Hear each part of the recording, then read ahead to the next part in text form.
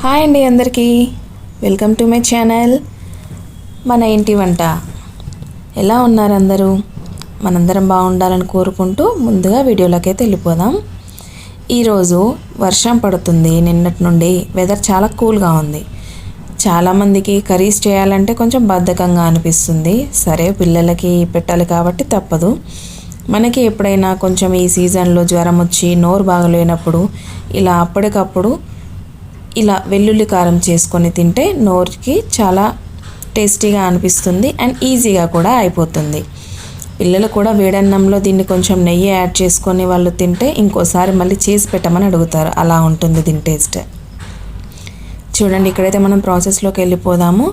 ముందుగా కొన్ని వెల్లుల్లి, కారం, ఉప్పు, జీలకర్ర ఇలా తీసుకొని వాటన్నిటిని మెత్తగా దంచుకోవాలన్నమాట. కొంచెం ఎక్కువ క్వాంటిటీలో చేసుకుంటాము అనుకున్న వాళ్ళు నిల్వ ఉంటుందండి. ఒక 1 వీక్ అలాగా ఎయిర్ టైట్ కంటైనర్లో పెట్టుకుంటే కొంచెం ఎక్కువనే తీసుకోవచ్చు. నేనైతే కొంచెం అప్పటికప్పుడు చేస్తున్నాను కాబట్టి రోట్లో దంచుకుంటున్నాను. ఇలా అన్నీ కలిసేలాగా మెత్తగా దంచుకోవాలి. అందరికీ తెలిసే ఉంటుంది, వెల్లుల్లి కారం అలాగే ప్రిపేర్ చేసుకోవాలి. ఇలా అన్నీ మెత్తగా దంచుకొని చూడండి, అన్నిటిని యాడ్ చేసుకొని ఆ జీలకర్ర అదంతా కూడా గ్రైండ్ అయ్యేలాగా మెత్తగా చేసుకోవాలి. ఈ వెల్లుల్లి కారంని మనం ఆకుకూరలు వండేటప్పుడు కానీ లేదంటే ఇంకేదైనా కర్రీస్లో యాడ్ చేసుకున్నప్పుడు కూడా దాని టేస్ట్ కూడా హైలైట్ అయిపోతుందండి. కావాలంటే ఈసారి చేసి చూడండి, ఇది ప్రిపేర్ చేసుకోండి. లేదంటే అప్పటికప్పుడు దంచి వేసినా కూడా చాలా అంటే చాలా బాగుంటుంది టేస్ట్. నేనైతే ఆకుకూరలు అన్నిట్లో మోస్ట్లీ ఇదే వేస్తుంటాను.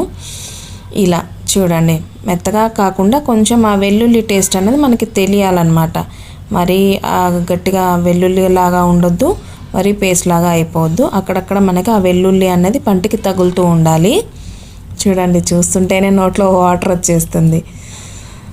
ఇలా ప్రిపేర్ చేసి పెట్టుకోవాలి. ఫస్ట్ వెల్లుల్లి కారం, తర్వాత ప్యాన్లో పోపు వేసుకోవాలి. ఆయిల్ కొంచెం పోపుకి సరిపోయేంత ఆయిల్, జీలకర్ర, ఆవాలు అన్నీ వేసుకొని కొంచెం ఒక 2-3 ఎండుమిర్చి కూడా యాడ్ చేసుకోవాలి. ఇక్కడ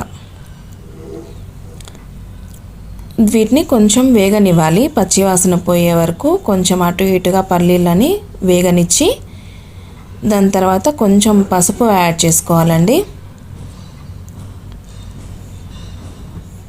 పసుపు, కరివేపాకు కూడా ఇక్కడ యాడ్ చేసుకొని మళ్ళీ కొంచెం కలుపుకోవాలి. పోపు మాడిపోకుండా చూసుకోవాలి.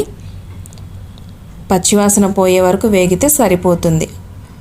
ఇలా రెడీ చేసుకున్న పోపుని మనం దించేసుకొని అందులో స్టవ్ ఆఫ్ చేసుకొని ఇప్పుడు వెల్లుల్లి కారం యాడ్ చేసుకుంటున్నాం. వెల్లుల్లి కారంని మొత్తంని మనం ఇందాక దంచి పెట్టుకున్నాం కదా, దాన్ని ఇక్కడ మనం ఆ పోపులో యాడ్ చేసుకుంటున్నాం. మొత్తం దాన్ని మిక్స్ అయ్యేలాగా కలుపుకోవాలి. ఇలా పోపు వేయడం వల్ల ఏంటంటే మామూలు వెల్లుల్లి కారం ఆయిల్ వేసుకొని తింటుంటారు చాలా వరకు. ఇలా యాడ్ చేయడం వల్ల ఏంటంటే కర్రీ రీప్లేస్మెంట్లో వస్తుందన్నమాట. ఇది కొంచెం చూడ్డానికి కూడా బాగుంటుంది. ఫ్రైడ్ రైస్కి కూడా ఇది యాడ్ చేసుకోవచ్చు, దోశలో కూడా వేసుకోవచ్చు. చూడండి, అయిపోయింది. ఇలా వేడివేడి అన్నం పెట్టుకొని కొంచెంగా ఈ వెల్లుల్లి కారం యాడ్ చేసుకొని ఇష్టం ఉన్న వాళ్ళు నెయ్యి కలుపుకొని తింటే ముద్దకి అబ్బబ్బా అనాల్సిందే. అలా ఉంటుంది టేస్ట్. చూడండి, చాలా బాగుంటుంది. ఒకసారి చేసి చూడండి. మరీ ముఖ్యంగా ఈ రైనీ సీజన్లో ఏ కర్రీ వండి తినాలన్నా కూడా ఈ చల్లటి వెదర్కి అంతగా పోదు కదా లోపలికి. ఇలా వేడన్నంలో కనుక మనం ఈ వెల్లుల్లి కారం చేసుకొని తింటే మాత్రం అసలు ఇంకాస్త ఉంటే బాగుండు అనిపిస్తుంది. అలా ఉంటుంది దీని టేస్ట్. మరి ఇలాంటి టేస్ట్ని మీకోసం ఈరోజు అందిస్తున్నాను. చూడండి, టేస్ట్ చేసి ఎలా ఉందో చెప్పండి. నా మటుకు నాకైతే ఈ టేస్ట్ కిందికి ఏ నాన్ వెజ్ టేస్ట్ కూడా పనికిరాదండి. అలా ఉంటుంది దీని టేస్ట్.